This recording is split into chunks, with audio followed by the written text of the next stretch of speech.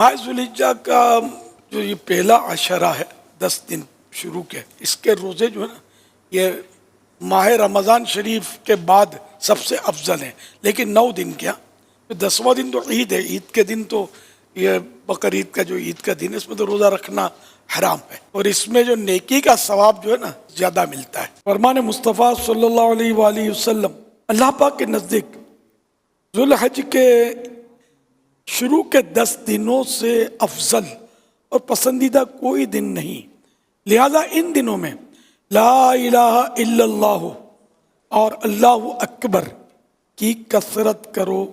कि बेशक ये ला इलाहा इल्लल्लाह, अल्लाहु अकबर और ज़िक्रुल्लाह, इन अल्लाह का जिक्र करने के ख़ास दिन हैं। इन दिनों में एक दिन का रोज़ा 1 साल के रोज़ों के बराबर है, और इन दिनों में अमाल का सवाब 700 गुना बढ़ा दिया जाता है। तो इन दिनों पढ़ना है ला इलाहा इल्लल्लाह अल्लाहु अकबर, है ना, ये ज़्यादा पढ़ना और अल्लाह का जिक्र ज़्यादा करना है इन 10 दिनों में।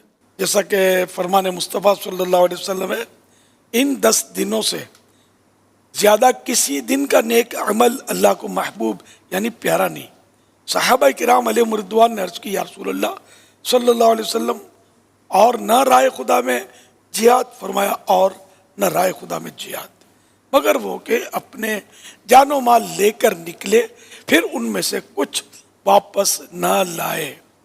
यानी इन 10 दिनों में सिर्फ वो मुजाहिद अफजल होगा जो जानो माल कुर्बान करने में कामयाब हो गया।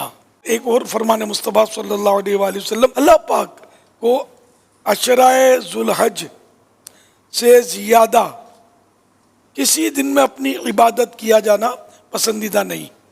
इसके हर दिन का रोज़ा 1 साल के रोज़ों और हर शब का क़याम शब कद्र के बराबर है। फरमान मुस्तफ़ा सल्लल्लाहु अलैहि वसल्लम, मुझे अल्लाह पाक पर गुमान है कि अरफा यानी 9 ज़ुल्हज का रोज़ा 1 साल कबल यानी जो गुजरा कबल और 1 साल बाद के गुनाह मिटा देता है। फरमान मुस्तफ़ा सल्लल्लाहु अलैहि वसल्लम, अरफा यानी 9 ज़ुल्हज का रोज़ा 1000 रोज़ों के बराबर है।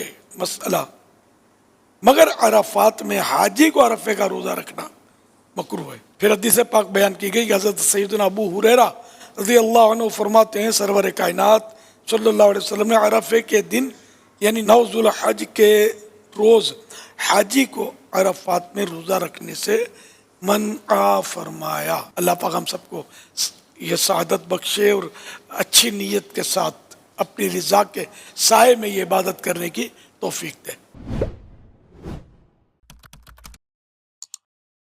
अगर दुरूद पाक सुभान अल्लाह, हर दुरूद पर रहमतें बरस रही हैं।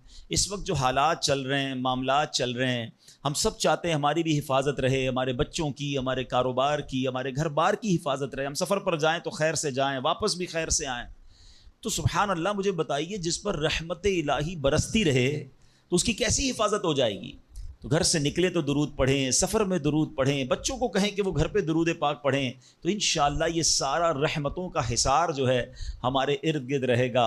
अल्लाह मुझे भी और आपको भी कसरत से दुरूद पाक पढ़ने की तौफीक अता फरमाए।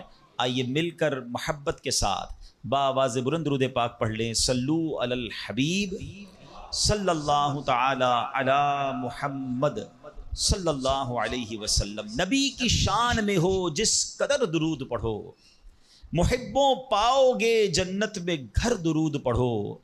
1000 दर्द को ये एक दवा किफ़ायत है, 1000 दर्द को ये एक दवा किफ़ायत है। जो पेश आए ज़रा भी ख़तर दुरूद पढ़ो। एक बार फिर दुरूद पाक पढ़ ले। सल्लू अलल हबीब सल्लल्लाहु तआला अला मुहम्मद सल्लल्लाहु अलैहि वसल्लम। मेरे प्यारे इस्लामी भाइयों, अल्लामा इब्ने हजर रहमतुल्लाहि तआला फरमाते हैं, दुरूद पाक एक नेकी नहीं है। सुभान अल्लाह, हम दुरूद पढ़ते बाज़ों का समझते हैं एक नेकी कमाल, ये कई नेकियों का मजमुआ है। दुरूद पढ़ने से ईमान ताज़ा होता है, ये एक नेकी। दुरूद की बरकत से नबी पाक अलैहिस्सलाम पर यकीन बढ़ता है, ये दूसरी नेकी।